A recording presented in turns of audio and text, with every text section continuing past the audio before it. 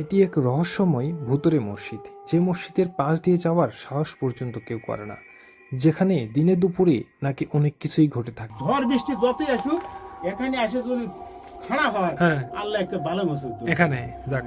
আসসালামু আলাইকুম দর্শক, এই সেই মসজিদ দেখতেই পাচ্ছেন, এই সেই মসজিদ যেটা পুরোটা জঙ্গলে ঘেরা, যে মসজিদের পাশ দিয়ে দিনের বেলাও যাইতে কেউ সাহস পর্যন্ত করে না। এখানে নাকি পুরো একটা গ্রাম ছিল, সেই গ্রামটা আর নেই। এই মসজিদটার কাহিনী সম্পর্কে আমরা বিস্তারিত জানবো, চলেন আমরা মসজিদটির ভিতরে প্রবেশ করব স্থানীয় একটি লোকের সাহায্যে। তো দর্শক, আমরা একটু ভিতরে যাচ্ছি। জনগণ কম ছিল। আনুমানিক আপনার মতে এই মসজিদের বয়স কিরকম হবে? আপনার মতে 1000 বছর পার হয়ে যাবে। 1000 বছরও পার হয়ে যাবে। 1000 বছর পার হয়ে যাবে। তো দর্শক, আমরা একটু ভিতরে যাচ্ছি। পার হয়ে যাবে। এটা হচ্ছে ইমামের জায়গা। এটা হচ্ছে জায়গা, এটা ইমামের জায়গা, এটা। এই দেখছেন না? হ্যাঁ হ্যাঁ। এটা ইমামের ফাটা গেছে। আর উপরে মসজিদটার উপরে গম্বুজ, এটা গম্বুজ না? হ্যাঁ, এটা গম্বুজ। এটা গম্বুজ। ভিতরে রড আছে। রড সেই সময়ের রড, হ্যাঁ, সেই রড সময়ের রড রড। আছে। তাহলে তিনটা, একটা দুইটা তিনটা গম্বুজ না? এটা আসেন না, এটা আসে দেখেন। এই বলে জিনিসটা খুব এটা নষ্ট হয়নি। এটা নষ্ট, এটা ভালো নষ্ট আছে। হয়নি। এটা খুব ভালো জিনিস। মানে এই জায়গা ঝড় বৃষ্টি যতই আসুক এখানে আসে যদি খাড়া হয়, হ্যাঁ, আল্লাহ একটা ভালো মসজিদ এখানে যাক আলহামদুলিল্লাহ। পবিত্র জায়গা এটা, খুব ভালো জায়গা বাবা এটা। এটা ভিতরে মাঝখানে না? হ্যাঁ এটা মাঝখানে। হ্যাঁ, এটা মাঝখানে, এটা দরজা। এটা এই ইট দেখে মনে হচ্ছে তো অনেক বছর আগে, দেখেন ইট গুলা হচ্ছে যে 1000 বছর পার হয়ে গেছে এগুলি।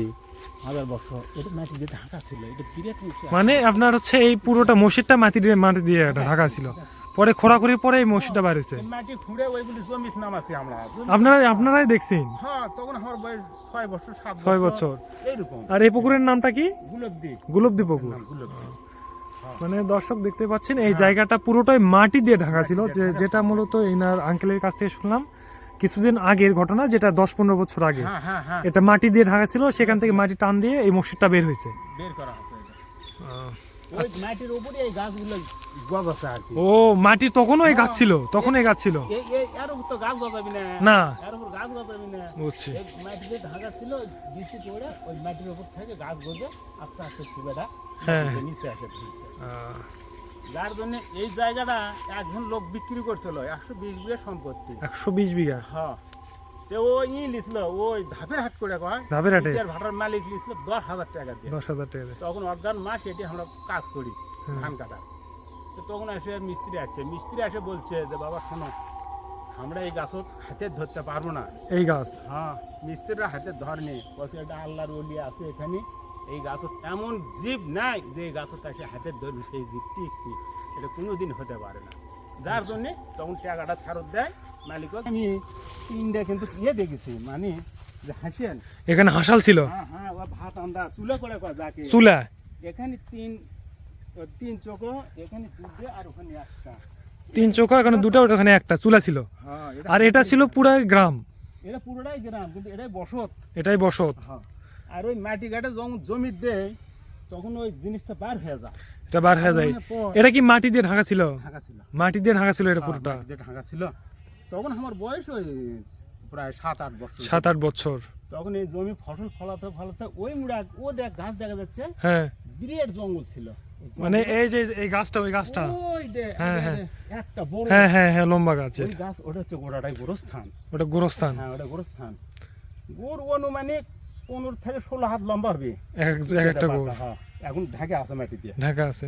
হ্যাঁ, তখন ওর ইটে আমার এক দাদা লিয়ে গেছিল, লিয়ে যে ওই বলে পারে গোসলের জায়গা দিছিল। হ্যাঁ, তখন রাতের বেলা স্বপ্নে দেখা ছিল যে বাঁচিসতে ইটাটা থুয়ে যা, কারণ হচ্ছে এখানে একটা গোরস্থান আছে, মাজার আছে, ইটাটা থুয়ে যা। তখন গ্রামে মানুষ ডাকে লিয়ে আসে, ইটে থুয়ে ওটি যাই হোক দোয়া দরুদ করে আল্লাহর কাছে মাপ চাইয়ে আচ্ছা আল্লাহ পাক উনি শান্তিতে থোসা। আর এই পুকুরে যাচ্ছে 3টা ঘাট, মানে যে দক্ষিণ মুড়ে একটা, পূবে মুড়ে একটা, আর উত্তর মুড়ে একটা। এই পুকুরে পুকুরে সানমান্দা ঘাট, মাটিতে ঢাকা। তো এটা এই মসজিদের নাম কি, মানে বলতে পারেন? গুন্নিপাড়া মসজিদ করে। গুন্নিপাড়া মসজিদ। হ্যাঁ, গুন্নিপাড়া মসজিদ এটা।